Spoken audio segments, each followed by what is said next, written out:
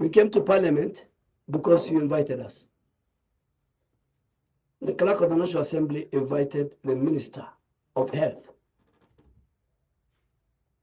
under Article 153 and the subsequent rulings by Speaker Muturi, Emeritus, by Speaker Muturi during the CAS, you and the Governor Abdul Samad were in the House, and by Speaker Wetangula. Those rulings, I have them here. I told you yesterday, Chair, that the meeting of today is not going to be an ordinary meeting. And you know, I have been in this building for 20 years. And if I want to come back, the people of Garissa Township will bring me back, inshallah. But I'm not intending to come back because I have reached at the apex of this house. I now serve the people of Kenya as the Minister for Health. And I will do exactly as the oath I have taken. And I will hold my integrity. Your members are not here. They left. They made noise because that was their intention. I knew this meeting. That was their intention. Some of them own facilities. Some of your members own facilities. Some of them, I have closed their facilities. Some of them are blaming me and are fighting in this committee because they wanted us to bend the rule in the recruitment of SHA.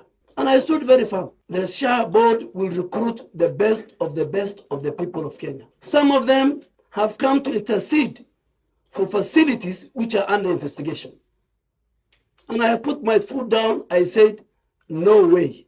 And the floor of this house and this committee will never be used to intimidate me, to coerce me, to blackmail me, to extort me. I am answerable to this house. I was vetted by this house. I have lived in this house. I have the highest respect for members of Parliament and its leadership. Starting with you, Chairman. I was your leader of majority. Same with both of you are chairs. If there is a place I respect in this country, it is the corridors and the precincts of Parliament. But notwithstanding that, I am not ready to play monkey games. Universal health care, UHC, as you have said it yourself, was the brainchild of President Kibaki. Cartels, crooks, and leaders did not want it to happen. President Uhuru Kenyatta, who I have closely worked with him as a leader of majority, wanted to implement universal health coverage. He did a pilot in 4 counties of Kisumu, Nyeri, Machakos, and Isiolo. Midway, the same cartels and leaders made him not to implement it. As the governor is saying, President William Ruto and the team he leads, both in Parliament and in the Council of Governors and in the executive, we are ready and willing and committed. The citizens are committed. Today, close to 27 million Kenyans have registered as SHA members. Today, as we sit here, in 1 year, we have collected 79 billion under the Social Health Insurance Fund, compared half of what SHA, NHIF, used to collect. Today, over 5 million Kenyans are accessing primary health care, free of charge, paid by this government under the leadership of William Ruto and passed by this parliament. In this budget, you have passed 13 billion. Today, we are an example. Everywhere, I was with you in New York. The whole of Africa wants to learn how we are implementing UHC. But the biggest problem we are facing is fraudsters, fake facilities, leaders who are conflicted. And Chairman, I want to categorically say,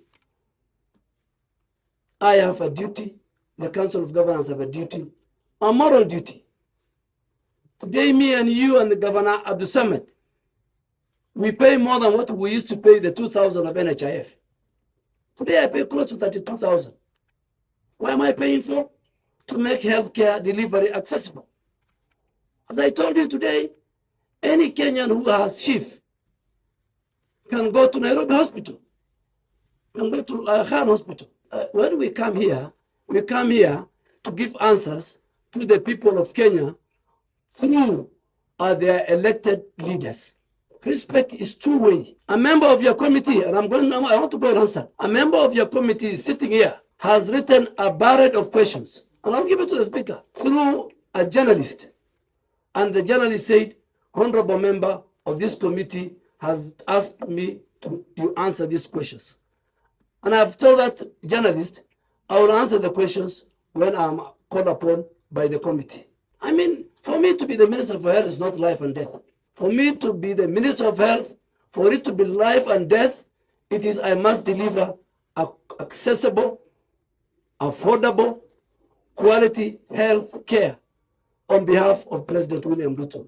Working together with your committee, working together with the Council of Governors, working together with the faith-based organizations, working together with the private sector practitioners. As we have been sitting here, and some members have left, and they were, you can see the drama.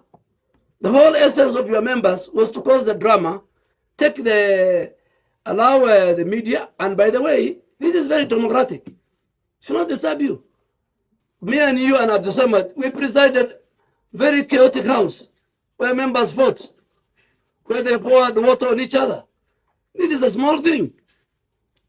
But the good thing is, I have called them out. Those who I know have a conflict of interest in as far as sitting in this committee is concerned. And I'm not scared. Even I know the rules and the procedure of an impeachment because I participated in 8 impeachments.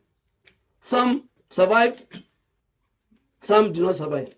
But as public servants, you are under obligation, and Parliament is under obligation, that you must protect us. You cannot humiliate us. We cannot be blackmailed. We cannot be treated when we come to your own compound. If any member comes to MOH, and some members sitting here can agree, if they come to MOH, I have given instructions to my secretary that a member of Parliament doesn't need to have an appointment to see me. I expect when I come to Parliament to be treated fairly.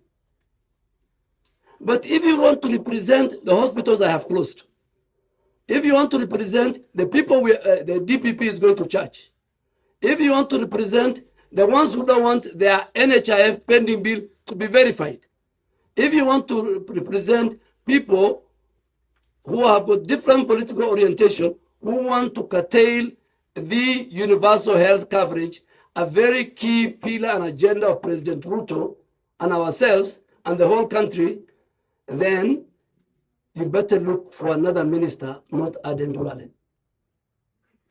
I'm a very honest man. I respect members of Parliament, but those who come with clean hands must be received with clean hands. But my final word is, I will continue to serve the people of Kenya to my ability. Parliament is a house where I lived for many years. It's a house where I educated my children. It's a house where I used to pay my bills. It's a house that has honorable members, those who fit in that. And if I have offended any one of them, as a minister representing government, I apologize.